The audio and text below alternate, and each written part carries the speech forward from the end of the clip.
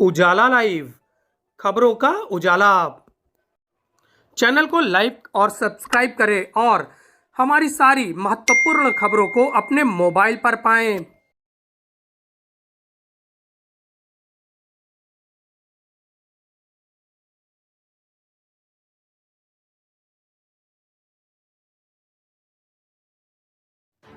शंकराचार्य अधोक्षजानंद देव तीर्थ के मेले शिविर का हुआ विधिवत भूमि पूजन। शंकराचार्य अधोक्षजानंद देव तीर्थ ने कहा कि सनातन धर्मियों के कल्याणार्थ मेले में अनुष्ठान किए जाएंगे।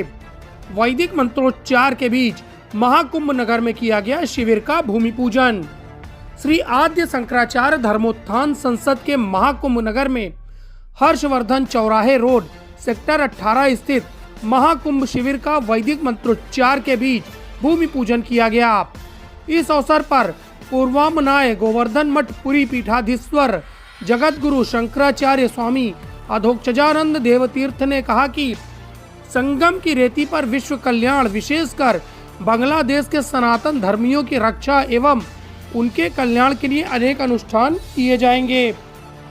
सनातन धर्म एवं संस्कृति की रक्षा तथा संवर्धन में महाकुंभ का योगदान महत्वपूर्ण होता है। इस दौरान साधु संत विभिन्न धार्मिक, सांस्कृतिक एवं सामाजिक विषयों पर चिंतन मनन कर समाज को नई दिशा देने का काम करते हैं।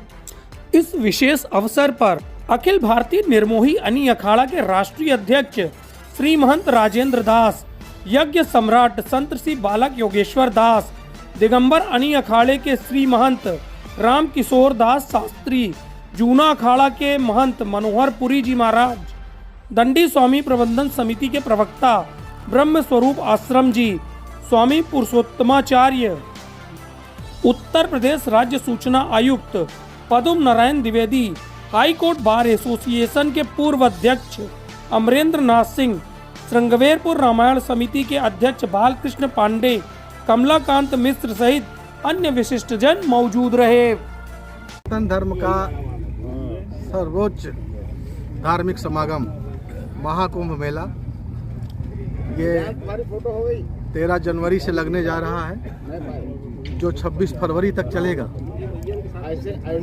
और इस बीच में यहाँ पूरे मेला में एक महायज्ञ किया जाएगा। जो विश्व में अशांति फैल रही है, उथल पुथल है, उसमें शांति कायम होगी, सबके कल्याण होगा। भारतवर्ष की उन्नति, सुख, समृद्धि और विश्व शांति के लिए यहाँ पर 45 दिन का यज्ञ किया जाएगा और अनेक हमारी धर्म सभाएं होंगी, जिसमें विश्व और देश की समस्याओं के समाधान के लिए विचार विमर्श होगा और उसका समाधान निकाला जाएगा। अच्छा महाराज, दिव्य और भव्य कुंभ कहा जा रहा है, तो क्या लग रहा है तैयारी देख करके? हालांकि अंतिम रूप ले रही है तैयारी, मुख्यमंत्री भी लगातार यहाँ पर आ रहे हैं, तो किस तरीके से आपको लग रहा है कि 19 से अलग ये होने वाला है? एक वक्त ऐसा था जब यहाँ लोग खुले आकाश में रहते थे, और आज वक्त ये है कि यहाँ सैकड़ों करोड़ रुपया सरकार के द्वारा लगाया जा रहा है और भारी भरकम सरकारी मशीनरी यहाँ साल भर से कार्य कर रही है और हजारों एकड़ क्षेत्र में सरकार के द्वारा व्यवस्था करके इस शहर, धार्मिक शहर को बसाने का क्रमशः उपाय किए गए हैं, जो कि अब पूर्णता की ओर है। बहुत भव्य कुंभ होगा और दिव्य कुंभ भी होगा। पर मैं ऐसे लोगों से कहना चाहूँगा कि जो केवल सुविधाओं के बारे में पूछना चाहते हैं, तो ये मेला धार्मिक महापर्व है और हमारे धार्मिक अनुष्ठान त्याग पर आधारित है। हमारे ऋषि मुनि तपस्वियों ने गंगा किनारे, हिमालय में जाकर खो कंदराओं में घुसकर एकांत में रहकर प्रभु का चिंतन किया है, यज्ञ अनुष्ठान किए, जब तब किए हैं, और जो शक्ति उन्हें प्राप्त हुई है वो दुनिया के कल्याण के लिए उसको दे दिए हैं। ये हमारा सबसे बड़ा आध्यात्मिक पर्व है और यहाँ त्याग वृत्ति से आया जाए और अपने साधन संपन्न किए जाए। ये तीर्थराज प्रयाग है, 4 पदार्थ भरा भंडारू, पुण्य प्रदेश देश अति चारू। यहाँ प्रभाव दिखाने, सुविधाएं देखने और दिखाने मत आओ। ये तीर्थराज प्रयाग अपने आप में महान महान राजा है और चारों पुरुषार्थों से भंडार खजाना भरा हुआ है। जो जिस कामना से आएगा उसकी वो मनोकामना पूर्ण होगी। लेकिन यहाँ त्याग वृत्ति से आओ। यदि खुले आकाश में रहने का मौका मिलता है तो और अहोभाग्य और सौभाग्य है, उसका फायदा लो। ठीक है धन्यवाद महाराज जी। नित्य में क्या कहेंगे? हजारों वर्षों की परंपरा है, बताएंगे हमारे शिविर की व्यवस्था पे, वो लोग बताएंगे। पौराणिक सिद्ध तथ्य हैं कि जब समुद्र मंथन हुआ तो अमृत यहाँ भी गिरा था। और प्रयागराज और इस तीर्थों का राजा है और इसका महात्म्य बहुत है। वो यहीं आकर के व्यक्ति महसूस करता है और हर धर्म, हर जात, हर देश के लोग आकर के इस आध्यात्मिक स्थल का, इस तीर्थराज प्रयाग का माघ मास में हर 12वें वर्ष महाकुंभ जब लगता है और अर्धकुंभ, उसमें बड़ा ही एक उज्जवल जीवन का अनुभव होता है। और यह भारत भूमि का महात्म्य है कि इस दुनिया को एक सत्य और शांति का संदेश यहाँ से मिलता है।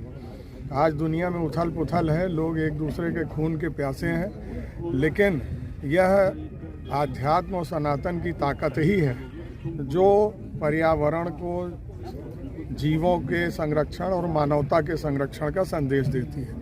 आज मैंने यहाँ भूमि पूजन किया महाराज जी के निर्देश पे।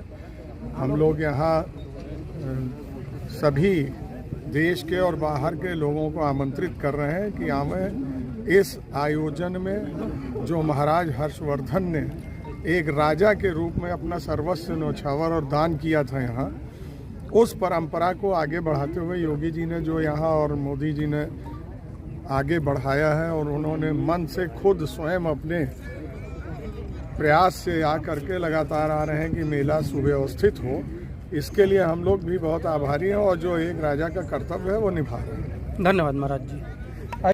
माघ मकर गत रवि जब हुई, तीरथ पति आउ सब कोई, देव दनुज किन्नर नर श्रेणी सादर सकल त्रिवेणी। देखिए, माघ का महीना जैसे ही प्रारंभ होता है, सूर्य दक्षिणायन से उत्तरायण होता है, मकर राशि पर सूर्य की किरणें चमकती हैं, तो ये मेरे यहाँ पौराणिक गाथा है कि तीर्थराज प्रयाग में देव दनुज, देवता दनुज, मनुष्य नर किन्नर जितने हैं सब यहाँ पर सारे तीर्थ आकर के एक महीने के लिए प्रवास करते हैं और कल्पवास करते हैं। इस पूरे भूमंडल पर तीर्थराज प्रयाग ही एक ऐसी जगह है जहाँ माघ मास पर्यंत कल्पवास होता है।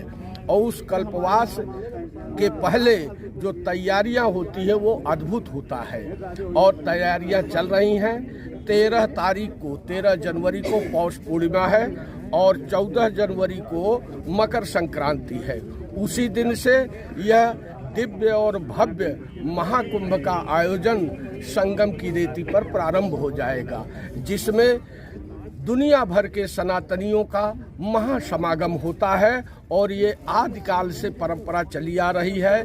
पहले यहाँ के अधिष्ठाता ऋषि महर्षि भरद्वाज जी जो व्यवस्था करते थे, वही व्यवस्था आज की सरकारें कर रही हैं। आप देख रहे हैं वर्तमान में उत्तर प्रदेश की योगी सरकार और केंद्र की मोदी सरकार, दोनों की तरफ से यहाँ दिव्य आयोजन हुआ है। प्रधानमंत्री नरेंद्र मोदी ने स्वयं आकर के यहाँ पर इस महाकुंभ के सफलतम आयोजन के लिए गंगा पूजन किया और सभी अखाड़े के संत भी यहाँ अब प्रवेश कर चुके हैं। आज यहाँ पर आद्य शंकराचार्य धर्मोत्थान संसद के इस शिविर के लिए पूर्वामनाय गोवर्धन मठपुरी पीठाधीश्वर जगत गुरु शंकराचार्य स्वामी श्री अधोक्षजानंद देव तीर्थ जी महाराज के पावन सानिध्य में इस परम शिविर के सफल आयोजन के लिए भूमि पूजन का